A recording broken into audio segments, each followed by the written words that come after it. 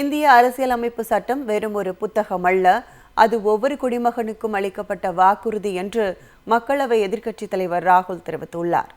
இந்திய அரசியலமைப்பு தினத்தையொட்டி ராகுல் வெளியிட்டுள்ள சமூக வலைதள பதிவில், ஒருவர் எந்த மதம் அல்லது சாதி, ஏழையாக இருந்தாலும் சரி, பணக்காரராக இருந்தாலும் சரி, எந்த மொழியை பேசினாலும் சமத்துவம், மரியாதை மற்றும் நீதியை பெறுவார் என்ற வாக்குறுதி இருக்க வேண்டும் என வலியுறுத்தியுள்ளார்.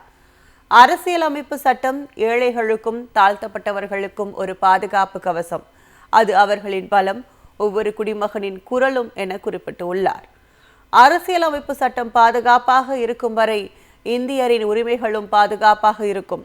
அரசியலமைப்பு சட்டத்தின் மீது எந்த வகையான தாக்குதலையும் அனுமதிக்க மாட்டோம் என உறுதிமொழி எடுப்போம் என கேட்டுக்கொண்டுள்ளார்.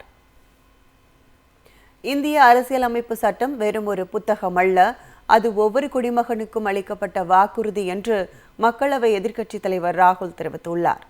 இந்திய அரசியலமைப்பு தினத்தையொட்டி ராகுல் வெளியிட்டுள்ள சமூக வலைதள பதிவில், ஒருவர் எந்த மதம் அல்லது சாதி, ஏழையாக இருந்தாலும் சரி, பணக்காரராக இருந்தாலும் சரி, எந்த மொழியை பேசினாலும் சமத்துவம், மரியாதை மற்றும் நீதியை பெறுவார் என்ற வாக்குறுதி இருக்க வேண்டும் என வலியுறுத்தியுள்ளார்.